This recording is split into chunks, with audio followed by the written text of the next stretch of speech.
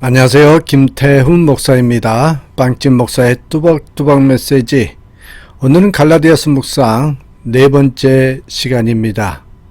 내가 얼마나 소중한 존재인지 아는가? 내가 얼마나 소중한 존재인지 아는가? 갈라디아서 4장 1절부터 31절의 말씀 가지고 오늘도 뚜벅뚜벅 메시지 시작합니다. 자, 나는 예수님 때문에 행복합니다. 이렇게 선포하고 하루를 시작하고 하루를 마무리했으면 좋겠습니다. 예수님을 구주로 영접하고 이제 신앙생활하고 있는 우리를 성경은 누구라고 말하고 있습니까? 우리 신앙인은 나를 정확히 알려면 우리를 지으신 하나님이 우리를 무엇이라고, 나를 무엇이라고 말씀하는가, 거기에다가 초점을 두고 귀를 기울여 보아야 합니다. 오늘 우리가 읽은 하나님의 말씀은요, 예수 그리스도를 구주로 믿고 사는 나는 누구라고 말씀하고 있습니까? 자, 이런 우리가 질문을 던지면서 오늘 본문을 살펴보겠습니다. 자, 첫 번째요. 예수 그리스도를 구주로 믿고 사는 나, 성경에서는 무엇이라고, 누구라고 말씀하느냐? 첫째입니다. 예수 그리스도를 구주로 믿는 나는 하나님이 선택한 약속한 자녀입니다. 나는 하나님이 선택한 약속의 자녀라는 것이죠. 자, 28절 보십시오. 형제들아, 너희는 이삭과 같이 약속의 자녀라. 자, 여기 너희라는 거기에다가 자신의 이름을 한번 넣어서 읽어보시기 바랍니다. 형제들아, 태훈이는 이삭과 같이 약속의 자녀라. 오늘 하나님께서 우리를 향해서 이삭과 같은 약속의 자녀라고 말씀하고 있습니다. 자, 그렇다면 여러분, 이삭이 어떻게 태어났습니까? 23절에 나와요. 여종에게서 육체를 따라 낳고 자유 있는 여자에게서 약속으로 말미암았느니라. 이삭의 어머니 사라가 경수가 끊어져 인간적인 방법으로 낳을 수 없는 상태에서 하나님의 초자연적 약속에 따라 태어났습니다. 약속.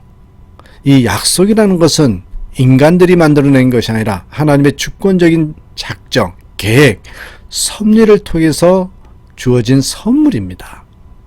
약속은 하나님의 섭리 가운데 이루어진 선물이라는 거예요. 따라서 여러분, 하나님의 자녀가 되는 것은 육체의 족보를 따라 되는 것이 아니라 믿음을 통해서 태어나고 성령의 세를 통해서 새롭게 거듭나는 것입니다. 29절에 따라 정확히 확인해 주죠. 29절 말씀 보시면, 그러나 그때에 육체를 따라 난 자가 성령을 따라 난 자를 박해한 것 같이 이제도 그러하도다. 우리가 하나님의 말씀을 들을 때 성령님께서 믿음 주셔서 하나님의 아들이 된 것을 믿고 사는 것입니다. 다시 한번 분명히 확인합니다. 여러분이 하나님의 아들이 된 것, 다시 한번은 우리가 하나님의 자녀가 된 것은 다른 게 아닙니다. 내가 되고 싶다고 해서 되는 것이 아니라, 내가 믿고 싶다고 해서 믿는 게 아니라, 성령님께서 우리에게 믿음을 주셔서 그래서 하나님의 아들이 된 것을 믿고 사는 것입니다. 아무라도 믿는 것이 아니라 하나님의 약속에 따라 은혜를 받은 사람만 이 초자연적 방법으로 믿게 된 것입니다. 저와 여러분, 그 믿음이 생겼다라는 게 얼마나 큰 축복인지 아시겠지요? 그래서 하나님께서 우리를 누구라고 말씀하고 있습니까? 4장 6절에 보십시오. 4장 6절 보니까, 너희가 아들인 거로 하나님이 그 아들의 영을 우리 마음 가운데 보내사 아바 아버지라 부르게 하셨느니라. 우리는 하나님의 형상대로 지음받은 세상에 하나밖에 없는 하나님의 걸작품이라는 것입니다. 나를 평가하는 기준이 내가 되어서도 안 되고요, 타인이 되어서도 안 됩니다. 나의 평가자는 오직 하나님이 되어야 합니다. 모든 것을 무시하고 살라는 말이 아니라 하나님이 무엇이라고 나를 말하느냐가 무엇보다도 중요하다는 그런 말씀입니다. 천지를 만드신 우리 하나님께서 우리를 존귀한 자라고 하나님의 아들이라고 분명히 말씀해 주고 있습니다. 베드로전서 2장 9절에도 그랬잖아요. 너희는 택하신 족속이요 왕같은 제사장들이요 거룩한 나라요 그의 소유가 된 백성이니. 여러분, 그래서 나를 무가치하고 무능한 존재로 단정하고 좌절하고 포기해서는 절대로 안 된다는 것입니다. 기억해 두십시오. 저와 여러분은 예수 그리스도를 구주로 믿었습니다. 그렇기에 하나님이 선택한 약속의 자녀들입니다. 두 번째로 보실까요? 예수 그리스도를 구주로 믿는 나는 누구입니까? 종이 아니라 자유인입니다. 종이 아니라 자유인.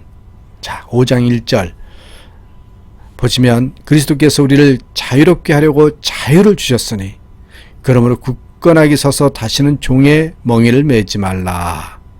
우리라는 말에 자신의 이름을 넣어서 다시 한번 읽어보십시오. 그리스도께서 태운이를 자유롭게 하려고 자유를 주셨으니 그러므로 굳건하게 서서 다시는 종의 멍에를 매지 말라. 여러분, 오늘 우리가 읽는 말씀은 비유입니다. 비유. 24절 한번 보실래요? 이것은 비유니 이 여자들은 두 언약이라 하나는 신의 산으로부터 종을 낳은 자니 곧 하갈이라. 자, 이것은 비유니라고 말씀하고 있습니다. 비유로 무엇을 설명하고 있습니까? 두 언약을 말씀하고 있다고 하지요. 율법으로 특정 지어지는 신의 산 언약과 약속으로 특정 지어지는 아브라함의 언약을 비교해서 설명하고 있는 것입니다. 아브라함의 두 부인 사라와 하갈을 예를 들어서 옛 언약인 율법과 새 언약인 복음의 관계를 설명하고 있는 것이죠. 고대 사회는 모친의 지위에 따라 신분과 운명이 결정되었습니다. 종이었던 하갈을 신의 산 율법에 비유하여 옛 언약이 율법 아래 있는 모든 자들은 율법의 정죄 아래 죄의 종이 될 수밖에 없었다는 것을 말씀하고 있습니다. 이런 우리를 무엇이라고 표현하고 있습니까? 31절 기가 막힌 말씀이 있죠. 그런지 형제들아 우리는 여종의 자녀가 아니요 자유 있는 여자의 자녀니라.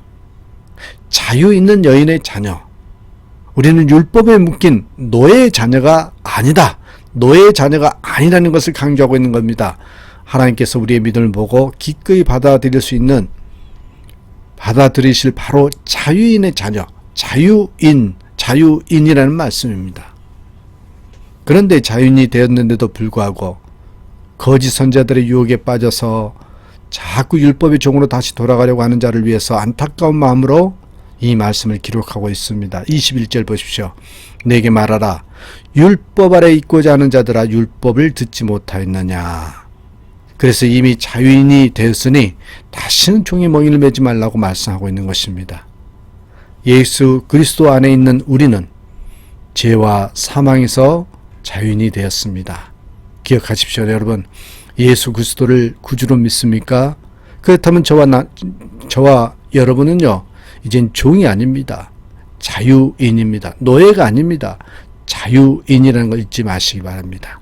당연히 그래서 자유롭게 사는 것은, 자유를 만끽하며 누리고 사는 것은 이 그리스도인의 가장 중요한 특권이라는 것이죠. 자, 세 번째로 볼까요? 예수 그리스도를 구주로 믿고 사는 나는 누구입니까? 나는 하나님 나라의 상속자입니다. 하나님 나라의 상속자. 30절 말씀 보십시오. 그러나 성경이 무엇을 말하느냐? 여종과 그 아들을 내쫓으라. 여종의 아들이 자유 있는 여자의 아들과 더불어 유업을 얻지 못하리라 하였느니라. 누가 아브라함의 상속자라고 말하고 있습니까? 여종 하갈의 아들인 이스마엘은 상속자가 될 수 없다. 자유인 사라의 아들 이삭만이 상속자가 될 수 있다라는 것입니다. 우리의 궁극적인 유업은 26절에 나온 것처럼 위에 있는 예루살렘 천국입니다. 다시 말하면 하나님 나라이죠. 천국을 상속받을 자들은 율법으로 할례를 받은 자가 아니라 예수님을 구주로 영접한 사람만 누릴 수 있다. 이 교리를, 이 바로 진리를 말씀해 주고 있는 것입니다. 그래서 갈라디아서 4장 7절 보십시오. 뭐랍니까? 아들이면 하나님으로 말미암아 유업을 이을 자니라. 오늘날로 말하면 궁극적으로 천국에 갈 수 있는 자라는 뜻입니다. 천국에 갈 수 있는 자. 나는 누구인가? 지옥 갈 자가 아니라 마침내 천국 갈 자라고 정의를 하고 있습니다. 이런 자기 정체성이 없으니까 인생은 허무하고요, 공허하고요, 고통을 견디지 못하고 자살을 합니다. 권력이 있는 철학을 하든 부자이든 여러분 유명인이든 마지막 가는 곳을 모르면 다 허무할 뿐입니다. 마지막 가는 곳을 모른다. 참 인생을 허무하게 살 수밖에 없는 거죠. 이 모파상이라는 작가가 있지요. 베스트셀러를 많이 써서 큰 돈을 벌게 되었습니다. 그의 삶은 누구나 부러워할 만한 것이었답니다. 지중해에 요트가 있었고 노르망디에 저택이 있었으며 파리에도 호화로운 집이 있었답니다. 은행에는 그가 평생 쓰고도 남을 돈이 있었대지요.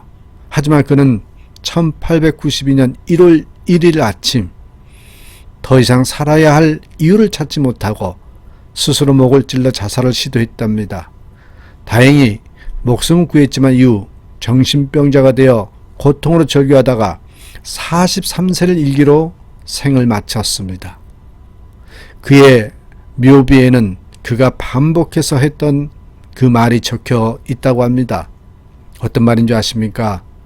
나는 모든 것을 갖고자 했지만 결국 아무것도 갖지 못했다. 그러나 여러분, 우리 예수 믿는 사람은 다릅니다.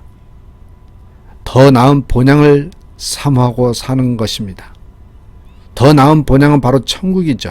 죽음도, 눈물도, 고통도, 슬픔도, 싸움도, 질병도, 아픔도 없는 것입니다. 천국이 어떤 것입니까?